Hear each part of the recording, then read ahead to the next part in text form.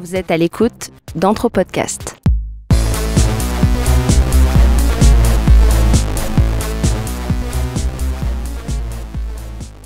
Bonjour à tous et bienvenue dans un nouvel épisode d'Anthropodcast en compagnie de Jonathan. Salut Jonathan. Salut Anne-Laure. Bon alors pour ceux qui ne le savent pas, Jonathan, ça ne fait que quelques semaines que tu es revenu d'un long voyage aux quatre coins de l'Amérique du Nord et tu en as profité pour faire escale à Washington au moment même où se déroulait la rencontre annuelle de l'American Anthropological Association avec mon super accent anglais. Et donc ce que je te propose dans cet épisode un peu spécial, puisque cette fois c'est moi qui pose les questions, c'est de nous en dire un peu plus sur l'ambiance générale de cet événement. Alors bon, pour commencer quand même, dis-nous, c'était comment ce voyage ? C'était 2 mois, c'était trop court, ironiquement.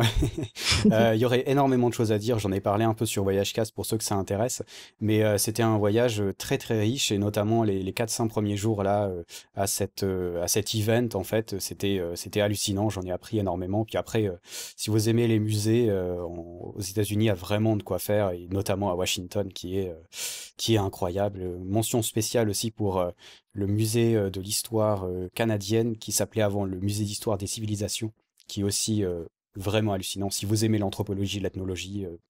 Allez-y.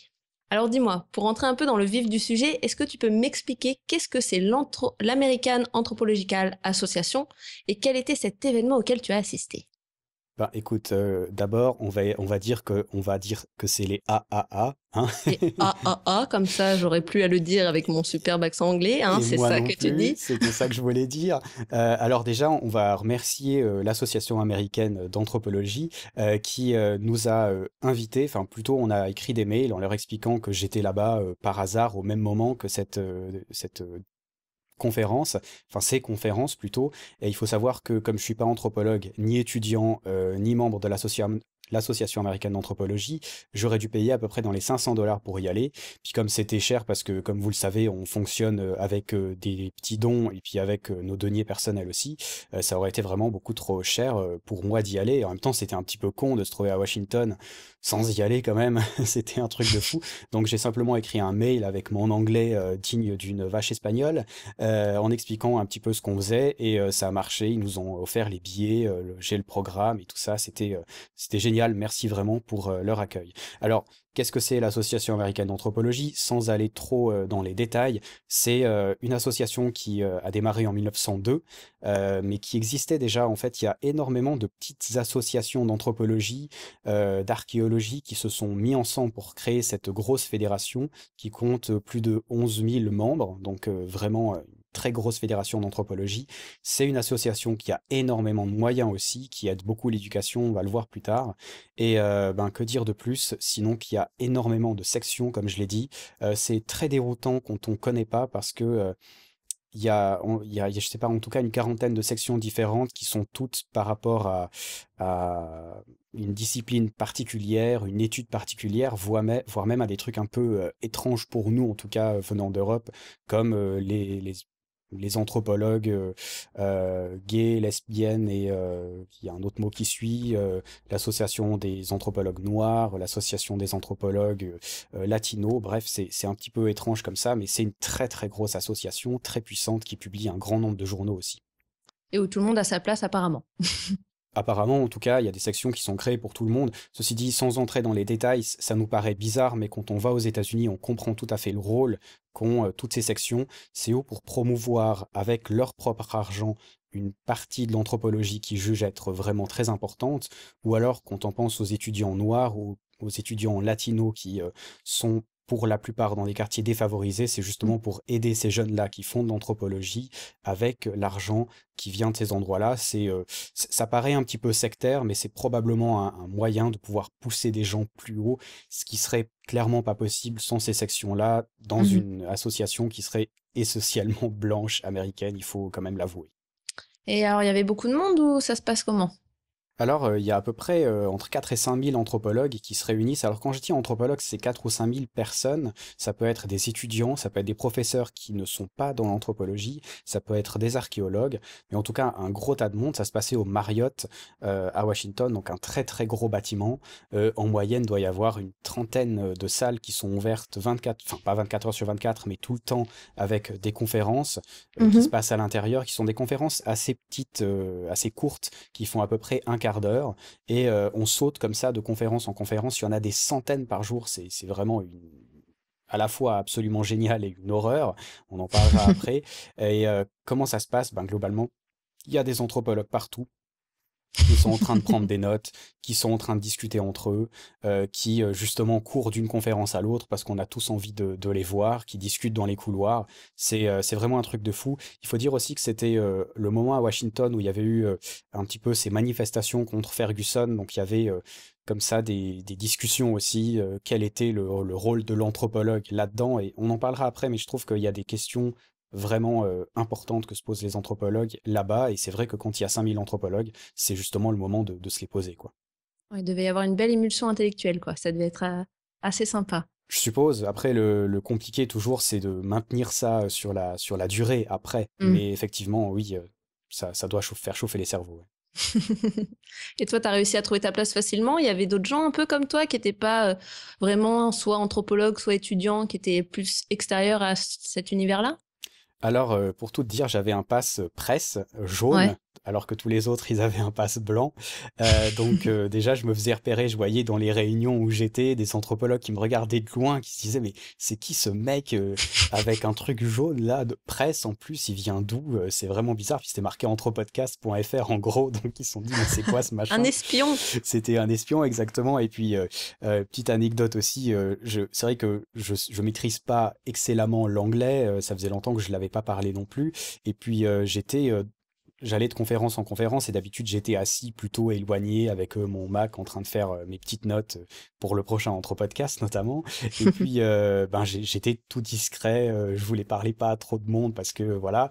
Et je suis arrivé dans une réunion, puis on était une petite dizaine, et puis le mec fait ah c'est embêtant, je vais pas me mettre comme ça devant tout le monde. Allez, on se met en cercle avec les chaises, puis on discute, et puis tout le monde devait se présenter. Alors t'avais docteur truc, PhD machin et tout, directeur de je sais pas quoi, machin.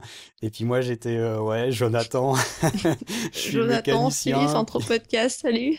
C'est exactement ça, c'était un truc de fou, mais euh, paradoxalement, il trouvait ça très intéressant que quelqu'un qui ne soit pas anthropologue soit là, justement, parce qu'il y en Mm. a très peu, il y a aussi très peu de relais médias, hein. Il faut dire que c'est des réunions très compliquées, etc.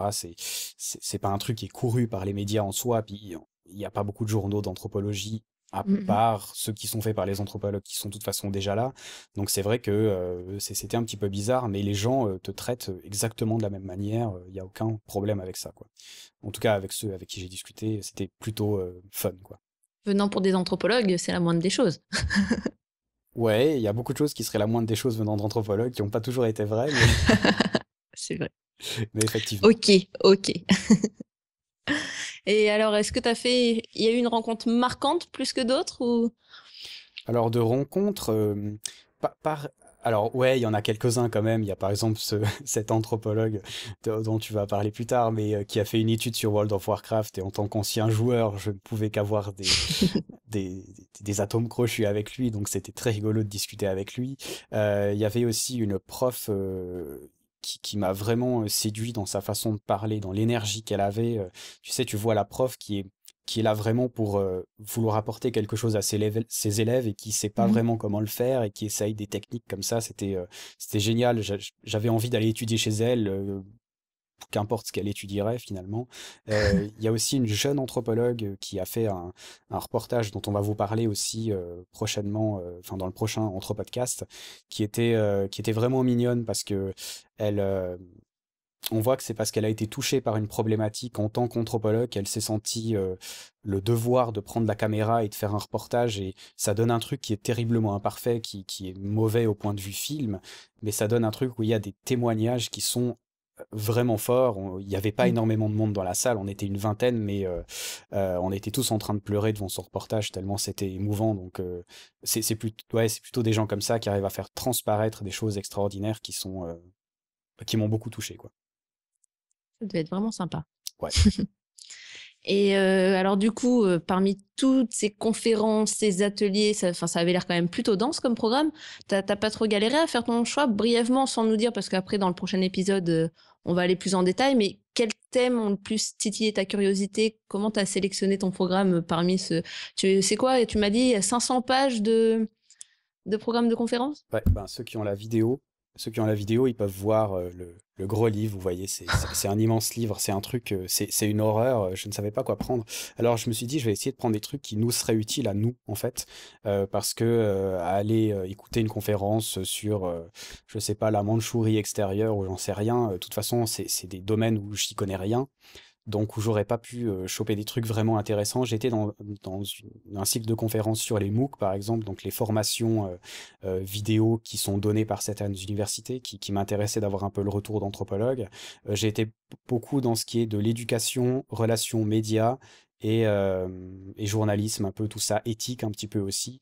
Il y a eu énormément de conférences qui parlaient de du rôle des anthropologues par rapport à la situation en Israël, par exemple. Mhm. Et ben, c'est vrai que c'est des Américains, donc il y a certainement une affinité différente, je pense, un intérêt différent. Mais comme je connaissais pas assez ce qui était en train de se passer en Israël, comme je connaissais pas la vie des anthropologues avant, je trouvais que ça aurait pas été très intéressant d'en participer, mais ça aurait été intéressant quand même, je pense, si on avait été plusieurs à y aller. Il y a Mm. aussi tout un côté anthropocène. Je sais pas si tu sais ce que c'est. L'Anthropocène? Ouais, alors si on va en parler sur Anthropodcast aussi, mais si j'ai compris, euh, on est censé être dans l'Anthropocène maintenant et ça a beaucoup à voir avec le futur de la planète, Ah oui, oui, oui. avec ces choses-là, notamment beaucoup avec le réchauffement climatique. Il y avait des trucs sur Mhm. le réchauffement climatique aussi, la position des anthropologues, comment ils témoignaient, etc. Quelle était leur influence. Ils se posent beaucoup la question, je trouve, quelle est leur place dans la société, dans la politique actuelle, quoi. Et on en avait déjà parlé sur Anthropodcast où on disait, il y avait un anthropologue, François Rueck, qui disait que globalement les journalistes, ça les intéressait pas des anthropologues parce qu'ils avaient un discours qui était trop compliqué, qui était trop long qui apportait pas en plus de réponses franches à la majorité des questions. Et ben là justement ils sont en questionnement un petit peu quel est leur rôle là-dedans parce qu'ils voient des choses, ils témoignent de choses, mais au final ça ne change absolument rien. Donc ils se demandent quel est leur rôle et je trouvais ça aussi plutôt pertinent, quoi. Oui, c'est intéressant de se dire que tout ce savoir puisse être utilisé à d'autres fins, puisse sortir un peu de ce milieu académique auquel il est vachement cloisonné, quoi. Ben ouais, c'est Mm. ça. Je lisais encore, je le cite parce que je l'ai lu dernièrement, mais Nigel Barley qui disait justement que globalement, hein, tu étudies l'anthropologie pour devenir prof d'anthropologie, donc ça n'a pas beaucoup de sens au final. Et je Mhm. pense que là-bas, ils sont en train de se poser beaucoup de questions par rapport à ça. Quel est leur rôle? Et ouais, c'était fascinant. Ça bouge, c'est bien. En tout cas, ça veut bouger, mais ça sait pas dans quelle direction. Mais ça veut bouger en tout cas. C'est déjà bien d'avoir la volonté, petit à petit ça va se faire. Faut, faut y croire. Exactement, bien sûr. Et sinon, bon, on sait qu'une des difficultés de l'anthropologie, comme dans la plupart des sciences, c'est de trouver des financements. Est-ce que cette association, elle aide un peu à financer des recherches, soutenir des projets, ce genre de choses ou...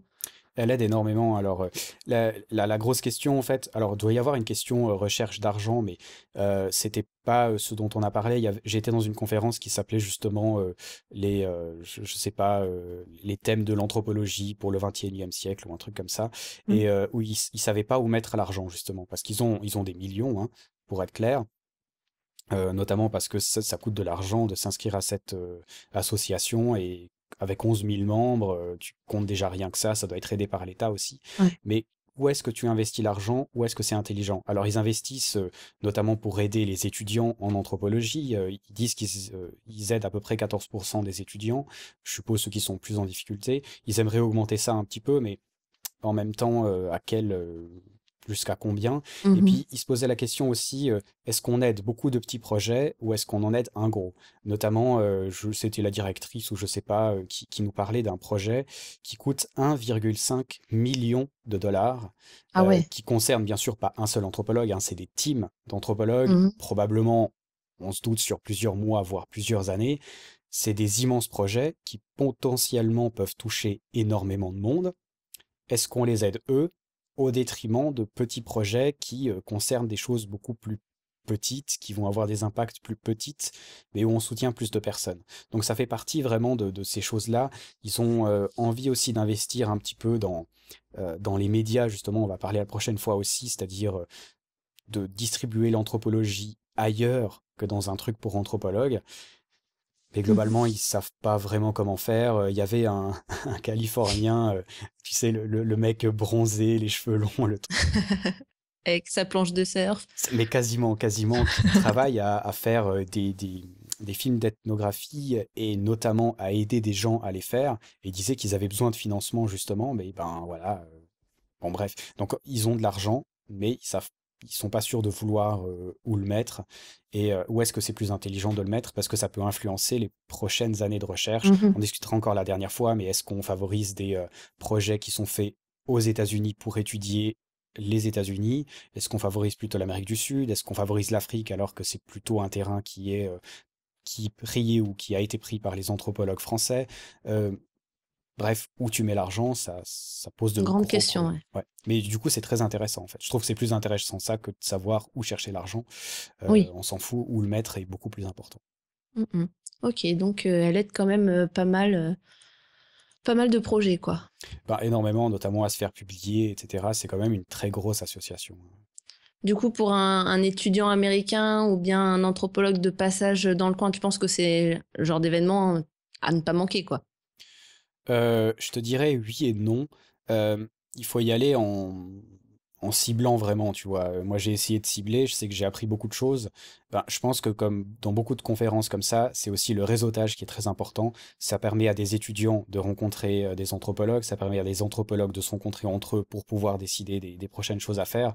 Donc si je pense que si tu es anthropologue là-bas, a priori, si tu as les moyens de te déplacer à Washington, c'est intéressant. Mm. Maintenant, pour nous, par exemple, pour un petit podcast comme le nôtre qui a très peu de moyens, se payer un voyage à Washington pour ça, il y a probablement de meilleurs C'est un peu moyens. démesuré. Ouais, c'est un peu démesuré, on va dire. Mais en même temps, c'est intéressant. Et ironiquement, tu vois, on va en parler la prochaine fois aussi, mais euh, j'ai regardé un petit peu les chiffres de certains anthropologues qui faisaient du reportage, par exemple. Ben, Ouais. nous, avec Anthropodcast, on touche déjà plus de gens. Alors c'est vrai qu'on est gratuit, qu'on est sur Internet, donc on peut pas vraiment comparer face à un réseau de DVD qui sont vendus. Mais Mhm. en soi, on n'a pas vraiment quelque chose à leur apprendre aujourd'hui, mais on est en train de faire de la communication sur l'anthropologie, ce que eux essayent de faire. Et on va entrer encore en détail la prochaine fois, mais quand tu as des gars qui font des MOOC qui coûtent 80 000 dollars la saison, autant te dire que nous, on est très loin de ça. Très loin, ouais. T'imagines Et ce qu'on ferait avec tout ça? avec ça, ben, écoute, en même temps, est-ce qu'on ferait quelque chose de vraiment mieux? Est-ce qu'on aurait vraiment plus Mieux, pas d'impact? sûr. J'en suis pas forcément sûr, et c'est ce qu'ils disaient justement aussi. Ils ont les mêmes problèmes que nous, hein, les problèmes de Mm, caméra, problèmes de lampe, problèmes de synchronisation, problèmes de toucher les gens. Fondamentalement, on a les mêmes problèmes, et c'est pour ça que j'ai été dans ces endroits-là aussi, parce que c'était intéressant, mais je pense que certains auraient été surpris du succès relatif d'Anthropodcast pour dire que ça fait même pas une année qu'on existe. mm, C'est mm. quand même un truc de fou. Mais donc si, ça vaut la peine d'aller là-bas. Après, ça dépend toujours combien d'argent on dépense pour y aller, quoi. Mais Ouais. si on est à Washington comme moi, puis que c'est gratuit, Autant y aller, quoi. Après, voilà, bon, venir de Suisse ou de France jusqu'à là-bas juste pour ça, faut avoir les moyens. faut avoir les moyens. Et en même temps, enfin, ouais, si ça peut valoir la peine quand même, je pense. Mm, mm. En tout cas, c'est vraiment bien que tu aies pu avoir la chance d'y aller et de nous ramener ton témoignage. J'espère qu'un jour, je serai dans le coin et je pourrai y aller aussi.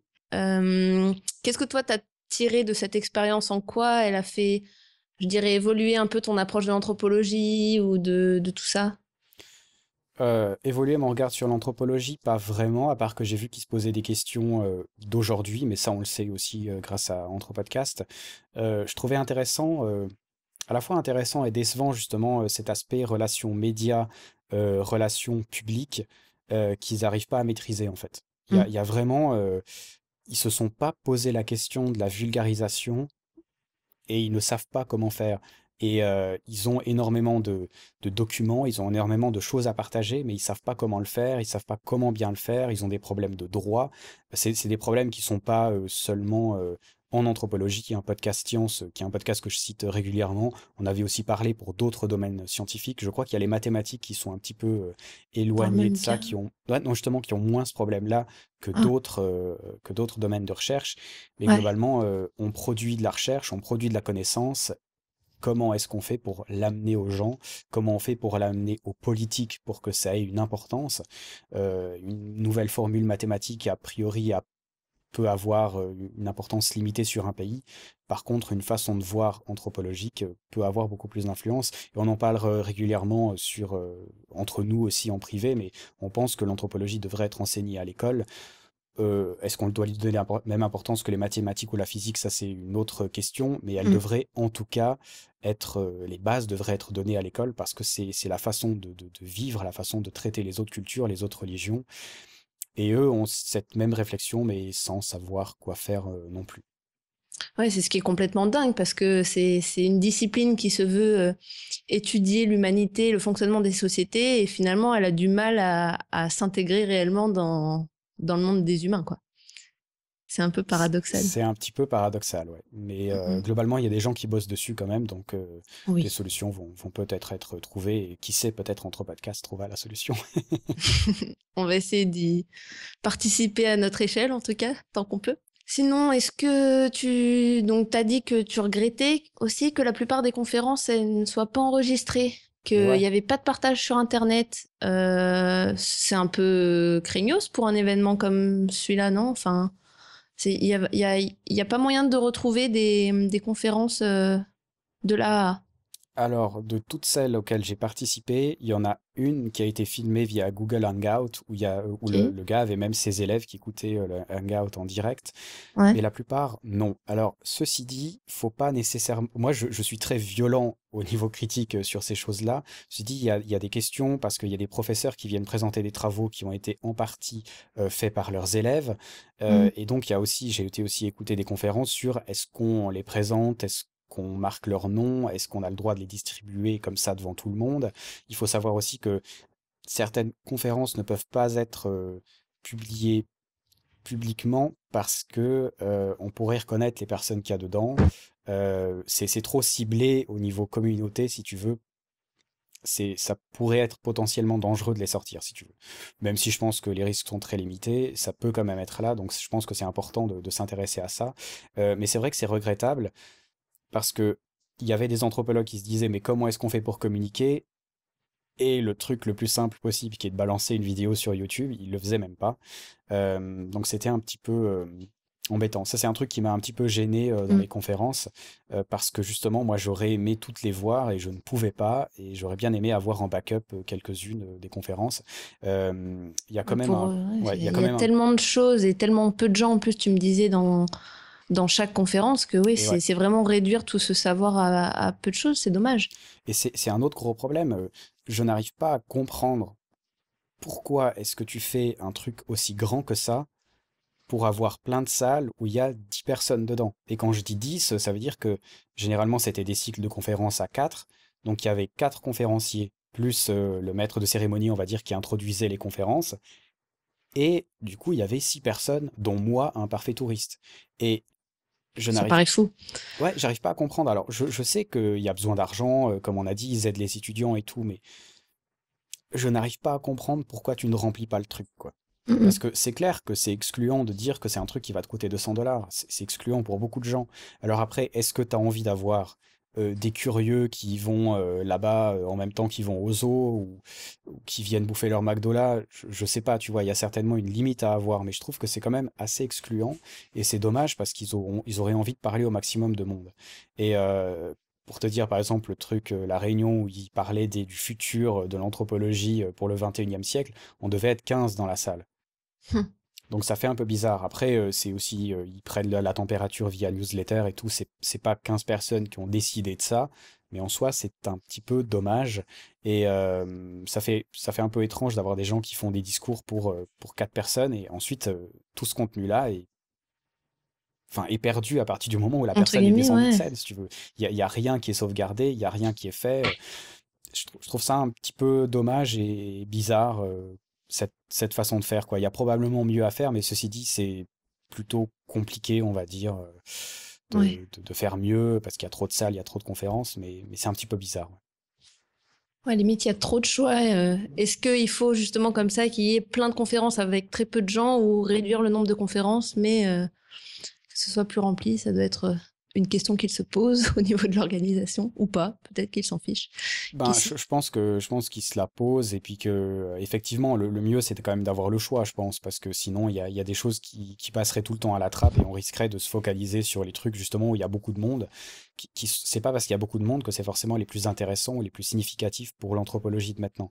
Mais Mhm. je m'interroge quand même, est-ce que il y avait très peu d'étudiants par exemple, parce que les étudiants payent aussi. Alors ils payent 125 $, mais pour un étudiant américain, C'est beaucoup, hein. c'est beaucoup. Si on compte que, bon, il pourrait y avoir des gens de New York qui viennent, tu comptes ensuite le prix du car, etc. Enfin, ça fait vite des très grosses dépenses, Mhm. alors que je suis persuadé qu'il y a des étudiants qui auraient trouvé ça intéressant, Tu aurais adoré être là, ouais. voilà, puis qui auraient pu approfondir leurs recherches, etc. C'est un petit peu embêtant. Alors bon, il y a le moyen aussi d'aller là-bas en tant que bénévole et puis de profiter de regarder les choses, mais c'est pas la même chose et je trouve ça un petit peu dommage, ouais. Ok. Bah, je trouve ça un peu dommage aussi. J'aurais bien aimé avoir des retours là-dessus, mais peut-être dans le futur. On sait pas, c'est des choses qui évoluent beaucoup, donc je pense qu'ils se C'est posent ça. aussi la question et ils Mhm. sont loin d'être bêtes et ils sont loin de pas avoir de moyens, donc ils vont peut-être trouver des solutions pour faire ça, quoi. Je compte sur eux. Bon, bah voilà, je pense qu'on a bien fait le tour. Est-ce que tu as quelque chose à ajouter? Non, peut-être la seule chose à ajouter, c'est qu'il faut écouter le prochain Entre Podcast, où là on est resté très général un petit peu sur les thèmes, mais j'ai pris des notes sur quelques films justement qui m'ont touché, sur certains points qui peuvent être intéressants pour les anthropologues et pour ceux qui sont pas anthropologues justement pour voir un petit peu le contenu de ces conférences. Donc je dirais écoutez le prochain et puis si y en a parmi vous qui ont participé à cette conférence ou à des conférences des années passées, n'hésitez pas non plus à venir nous dire ce que vous en avez pensé. Encore une fois, je suis pas anthropologue, j'étais là pour la première fois, je maîtrise Mhm. pas parfaitement l'anglais, donc j'ai probablement loupé beaucoup de choses. De toute façon, apparemment, vu la densité du truc, t'en rates plus que t'en prends. Ça, c'est clair. Du coup, avant de finir, je vous rappelle que vous pouvez nous soutenir sur patreon.com/voyagecast et aussi vous annoncer une super nouvelle, un événement spécial le dimanche 17 mai au dernier bar avant la fin du monde à Paris. C'est pas super ça? C'est génial, merci à eux de nous prêter la salle médiévale pour qu'on puisse organiser l'enregistrement d'un podcast ensemble. Ça va être génial, c'est de 14h à 16h et puis plus tard pour ceux qui nous aiment bien puis qui aiment bien les bières aussi. Ça va être génial, je me réjouis d'avance. Ouais, alors ça va être super sympa. On vous en dit pas beaucoup, mais en gros, il y aura de la science-fiction, du voyage et bien sûr de l'anthropologie. À mon avis, ça va être cool. Eh ben ouais, ce sera un premier test pour nous, mais vivons fous, vivons jeunes, ça va être vraiment sympathique et on vous attend tous, on est réjouis de vous rencontrer aussi, pouvoir partager un bon moment avec vous. Vous pourrez participer au podcast aussi, vous verrez ça. Je suis presque sûr que vous avez jamais entendu un truc pareil. Mm, mm, mm. Ça va être une belle surprise. On peut vous le garantir. Alors rendez-vous à Paris et puis à bientôt pour un nouvel épisode d'Anthropodcast. À dans 2 semaines. Ciao, Anne-Laure, bye bye. Ciao, ciao!